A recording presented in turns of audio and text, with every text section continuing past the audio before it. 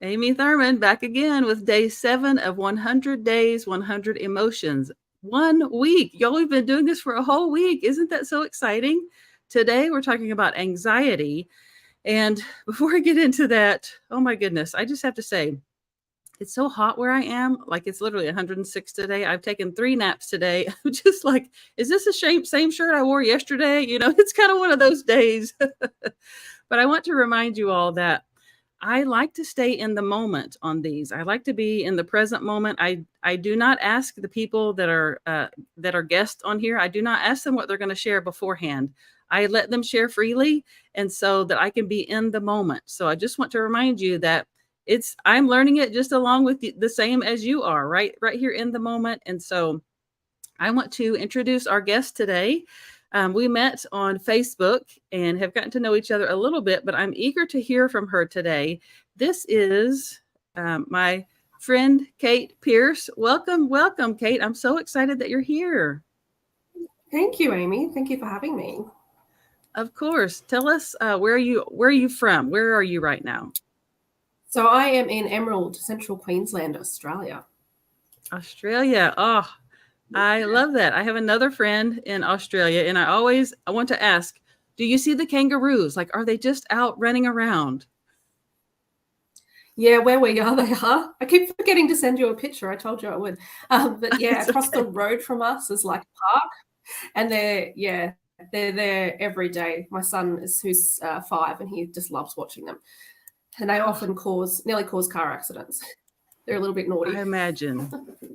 I imagine that's when I Yeah. worked in Yellowstone National Park. Like there would be car accidents because people would stop to see the wildlife. So I imagine it's pretty similar over there with the kangaroos. But that's on my bucket list to come to Yeah. Australia. So we'll have to make that happen Yes, someday. you That would do be it. so fun. All right, so we're talking about anxiety Awesome. today. I want to pop Anxiety, up. one of my favorite subjects. Okay, I want to pop up the text, and we'll start with that. This says that anxiety is like an invisible weight on your chest, making it hard to breathe freely. Sometimes it's the fear of the unknown that lingers, causing your mind to race through endless what ifs. And I know I have felt this. Anxiety is one of those things that I think we all feel.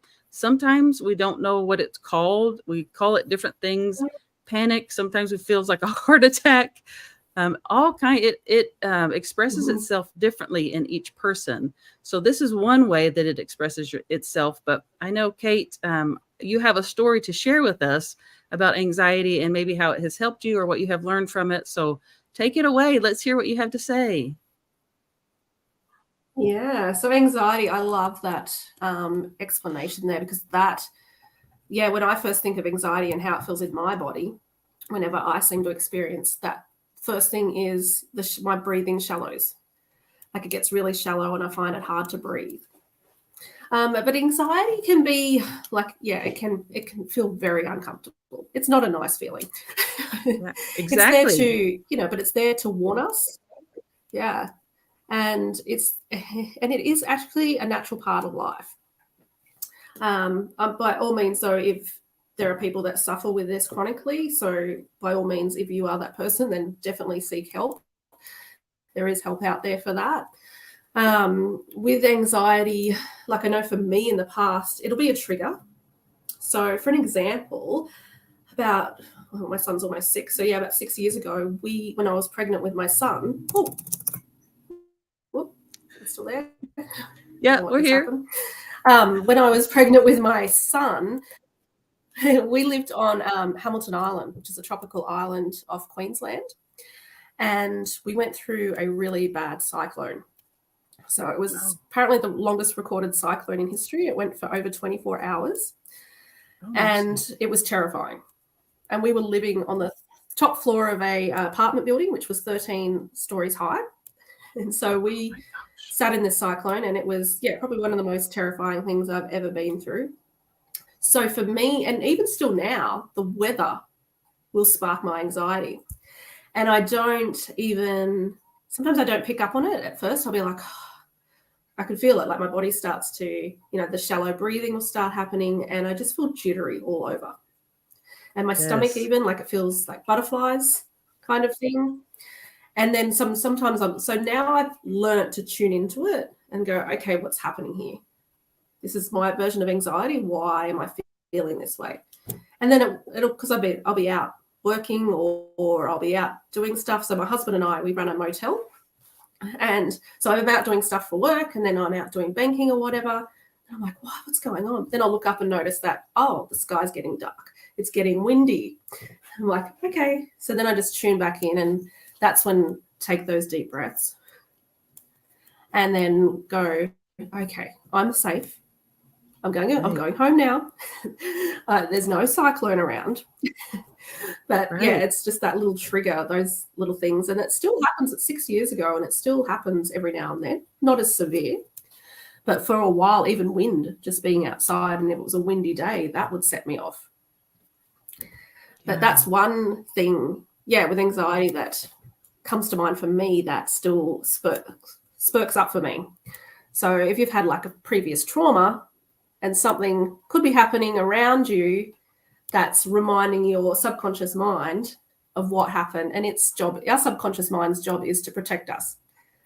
Right. So it's going to go, whoop, and then it causes your body to start reacting, it's pretty cool if you think about it. But you've just got to remind yourself that it's okay. Right. It's a protective mechanism that we have that's naturally built in. But it is amazing that how it can stay in the body. Like you said, like 6 years later, it's still there, trying to protect you. And it manifests as, or it shows up as anxiety. I know the example I'm going to use seems really minor now compared to yours, which we're not comparing, but I think it is good to have on the spectrum, different ones. But just this morning, like, and I want to say that, like, with me, I've pretty much lived an anxious life. Like, I grew up just being an anxious person. And so it feels natural to me, if that makes sense. Like, I didn't really know that's what was happening because it was just happening all the time. I just lived in that constant state of anxiety that I didn't know people actually didn't live in that state, that it felt like just how it is, right? And until I learned that, some people don't feel that way. Some people have learned how to get out of that cycle. But like just this morning, I was on a podcast interview, and I was trying to get ready, trying to get my breakfast, and just that anxiety of, oh my gosh, I've got to get this stuff done. And then I stopped and I was like, why are you so anxious? What is happening here? Like, I've learned, just like you said, that when I start to feel that, okay, what's happening? What's making me feel this right now? And I looked at the clock, and I literally, this is what I have to do. For those of you watching who are struggling with anxiety, if you have not tried this is what has helped me the most. I talk to myself out loud. Like, my daughter does this too, I think because she has seen me do it growing up. But I was just like, Amy, it's 8 o'clock. You don't have to be ready until 10 o'clock. You have 2 hours. You only have these few things to do. You have plenty of time. And it's like I'm my own therapist. Like, I'm talking my way through it, just coaching myself through it. And in my mind, it brings it down because it makes it more literal. It's like, oh, you're right. Like, I have learned how to tell myself what's true. Find the things that are true in my life, because most of the time anxiety stems around the unknown, things that we don't know of what's going to happen. And so if I can find the things in my life that I know are true, that helps me bring it down quite a bit. So I don't know if that's something you've tried or even heard of, but it helps me a lot. Yes. And that's something we get as women too, where we're such in this busy lifestyle. Like, we've got to get the kids to school, we've got to get the kids this, we've got to do this, and we're running businesses and we're doing everything for the household. And we stop and we get in this busyness cycle. And then, I do it too. I'll have to, like, when I notice this, why am I anxious? Because, well, did you put too much on your plate today? Is that realistic? Yeah. What you've set yourself out to do? And does that really have to be done this minute? What's the most important thing to do in this hour? And then when you go through it all, you're like, oh yeah, well, I can do this now, and that I can do later. Like, I don't have to do that all at once. And then when you reason with yourself, It Yes. yeah, it's like that anxiety will just instantly, which Right. is so cool. It's like The other thing right. I It's like love about go anxiety, ahead. yeah, there's a little bit of a time lag. I'm going to blame the It's time okay. difference. Yeah. um, so I've done a lot of study over the last few years of, I don't know if you've heard of Bob Proctor, but he I explains, and I have. love this, and so he calls it the terror barrier. So a lot of the time when we go to do something new in our lives, whether it's, start a new job, start a new business, buy a house, something you've never done before, you come up with what's called this terror barrier. So what it pretty much means is your unconscious mind and your subconscious mind are not in alignment. So your conscious mind's like, yep, let's do this. But the unconscious mind, because it's never been there before, it starts to go, hang on, like gets you into that kind of fight or flight mode because its job is to protect us. And it hasn't been there before. Yes. So it doesn't know. It's those what ifs. So then you get the subconscious and the conscious mind are in conflict. And so our body, which is an instrument of our mind, then goes into chaos. So that's where you get that anxiety feelings, for me, like sometimes it's, when I've done something new, like for about 18 months ago, we got offered a job, my husband and I, and we packed up our life and moved. And I'd moved Wow. plenty of times being single, but I hadn't moved as being married and had a child. So doing it with them and like, oh, is my child going to adapt to this? And what ifs going through my mind. But I knew, because I'd studied this, that I was going through this terror barrier. But even though I knew it, I was still feeling it. So for me, it was I couldn't eat for a few days, like just my stomach was like in knots. And even though there was excitement there too for the unknown, the anxiety was still really strong. But I knew what was going on. So I just kept doing the motions to get through and made this decision while doing it. But what happens with a lot of people that don't understand that that's what's going on, because we're not taught that in school. So Exactly. a lot of people will think that something's wrong with them. Like, I feel bad. Yeah. This is not good. I can't be doing this if I feel so bad. So what happens is, well, they'll get to that wall, that terror barrier, and they bounce off and they just forget it all. I don't need to do the new job. I'll just stay where I am because it's easier and I don't have to feel that uncomfortableness. So what happens then is a lot of people, they don't grow. They just stay stagnant and do the things that they've always done in their life, even though that they really want change and they want more.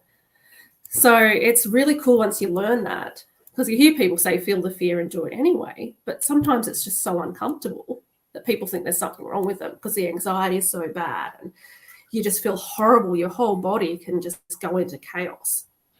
But it's so interesting once you learn all that. And when I was with, like, being in multi-level marketing, I had a team who used to struggle so much, especially new people. They wanted to do what I was doing. They wanted to be out doing the demonstrations. They wanted to be out doing their markets. And as soon as they would, they'd get everything in place to do their first thing, and then anxiety would hit. And they'd feel sick. And I can't do this. I have to cancel because I'm so sick. So they'd cancel it without actually knowing that that's okay. That's normal. That's your body just freaking out because it's never done it before. Right. And then once you get through it and do the thing you've got to do, you're still going to feel it, but then you get to the other side of it. And then you see what happens when people get to the other side of it. That's when the growth happens and they start to believe in themselves.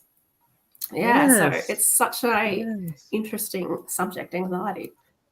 It is. I love that you said people don't think it's normal. People think there's something wrong with them when they feel this because they don't think it's normal. But we all feel this. Like you said at the beginning, it's a natural part of life. It's there to help protect us.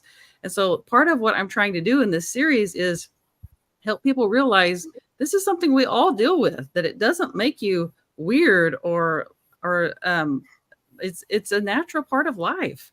And so helping people learn to deal with it and learn that it's normal and how to move through it is a huge thing. That's part of what I want to do in this series. And so I really, really appreciate your willingness to come on and share your knowledge and your training with us. I do want to say that Kate is a life coach. She tell them you have been through Bob Proctor's training. Is that right? Yes, I've studied with the Proctor Gallagher Institute and one of their consultants. Yes. And I incorporate that with my clients, what I've learned through him. It was amazing. Like he studied this stuff for 60 years. So we were very, That's I'm very grateful to have learned from him. wow. That's so wild to me. 60 years studying something. I mean, and he's so wise. I mean, talk about knowing your stuff. He certainly does. So, if you're watching and you would like to work with Yeah. Kate, if you're looking for a life coach, especially one who has been trained the way she has, if you're on Facebook, I will tag her in the description above. If you're watching on LinkedIn or YouTube, then just reach out to me and I will connect the two of you because I know she would be happy to help you on your life journey. Okay, let's move on to the image. At the Absolutely. end of the, I'm pretty fascinated with Wait to this, see y'all. this. I'm kind of obsessed with this AI image generator. If you haven't seen any of these before, I used an AI image generator and I asked it to create an image for me that represents the feeling of anxiety. And so this is what it came up with. It blows my mind how accurate these things are. Excuse me. Let me full screen it here so we can take a look at it. So this is what it brought up when I asked it to create something for me that represents the feeling of anxiety. And isn't it mind blowing? It's so cool. I just look at this Yeah. and I thought there are so many things. Like there is chaos there. There's like it's like a little boy standing there looking like dumbfounded, like I don't know what to do right now. There's so much going on. I don't even know which way to look. And then there's this eye in the background. Do you see that? It's so crazy. It's like to me it seems like there's something back there but that it's distorting that image because of all the anxiety in front of it. You can't see clearly what's back there because your anxiety distorts that. What do you, Kate, do you have anything else to add? I just pictured when I feel like anxiety in my stomach, I just picture that as what's going on in my stomach. All that. Oh, yeah, yeah. Ooh, that's good. Yeah. Wow. That's pretty So powerful. crazy, Yeah. isn't it? Oh my goodness. That's really cool. Yeah, yeah. I like I said, I'm pretty obsessed with that thing because I mean, I know humans are feeding it information, but just the fact that it's generating from words. I give it words, it gives me a picture. It's pretty mind blowing. So, That's cool. anyway, is there anything else that you want to Awesome. add, Kate, before we hop off here? No, I don't think so. Oh, I could write a book on anxiety. But I think that's Well, I appreciate you yeah. again taking your time, the time difference, and all working with that so Oh, that we thank could come you. on here and talk about anxiety and pick your brain a little bit to share with people how to use anxiety to help them and how to move past it.